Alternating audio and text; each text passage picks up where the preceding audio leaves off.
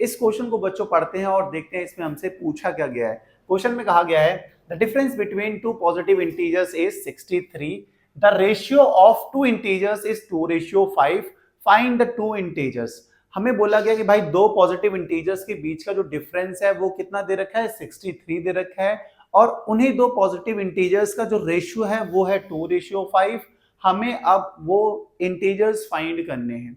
सबसे पहले आप बोलोगे जो बोल रखा है तो ऊपर से जा रहा है, मैंने ऊपर से जा रहा है तो कोई बात नहीं, हमें क्या फाइंड करना है, हमें इंटीजर्स फाइंड करने हैं ना भाई। इंटीजर्स जिसको फाइंड किया जाता है सबसे पहले उसको क्या करना होता है, लेट करना होता है। तो हमें इंटीजर्स फाइंड करने, तो हम इंटीजर्स को क्या कर लेंगे, सबसे पहले लेट करते हैं।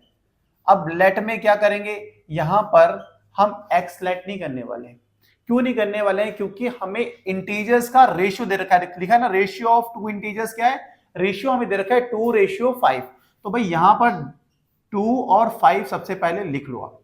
जब कभी भी इंटीजर्स या नंबर्स आपको रेशियोज में दे रखे होते हैं तो वहां पर कुछ ना कुछ कॉमन होता है, कॉमन रेशियो वहां पे हमें एक्स लेना होता है। अब कहोगे इसका मतलब क्या है, इसका मतलब यह है कि जब कभी भी आपको इंटीजर्स रेशियो में दिखे या गिवन हो तो आपको क्या करना है, उनको सबसे पहले लिख लेना है। जैसे 2:5 है तो 2 और 5 लिख लिया, कॉमन लगाया, इनके साथ आपको वेरिएबल लिख देना है एक्स।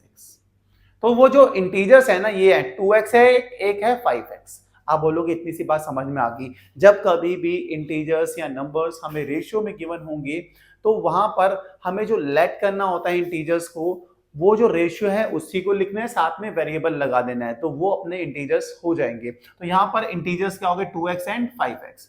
अब क्वेश्चन में एक चीज और बोल रखी है, अकॉर्डिंग टू क्वेश्चन हमें बोल रखा है जो डिफरेंस है ना, difference between two positive integers वो कितना है, 63।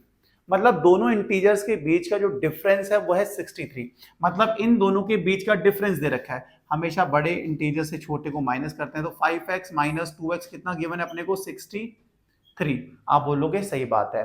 5x माइनस 2x कितना होता है, आप बोलोगे 3x होता है, इक्वल्स टू 63।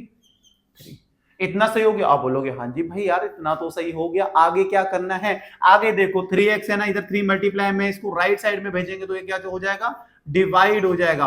3 2 जा 6, 3 1 जा 3, x की वैल्यू आ गई हमारे पास 21।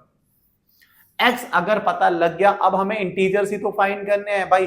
फर्स्ट इंटीजर क्या था हमारे पास, इंटीजर्स ही फाइंड करने हैं, हमें इंटीजर्स ही तो फाइंड करने हैं।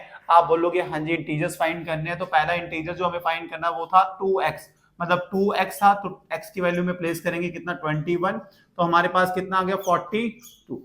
सेकंड इंटीजर क्या था भाई, सेकंड था आपके पास 5x, तो भाई x की वैल्यू प्लेस करो कितनी, 21, कितना आ जाएगा 105। तो हमें दोनों इंटीजर्स फाइंड करने थे, दोनों फाइंड कर लिए हैं, एक आया 42, दूसरा आया 105। यही था हमारा क्वेश्चन। होप समझ में आया होगा, कोई बड़ी तोप नहीं था ये क्वेश्चन। मुझे पता है कि भाई आपको समझ में आया है। समझ में आया तो वीडियो को लाइक, चैनल को सब्सक्राइब करना। मिलते हैं नेक्स्ट वीडियो में नेक्स्ट क्वेश्चन के साथ, तब तक के लिए bye bye, good night, take care.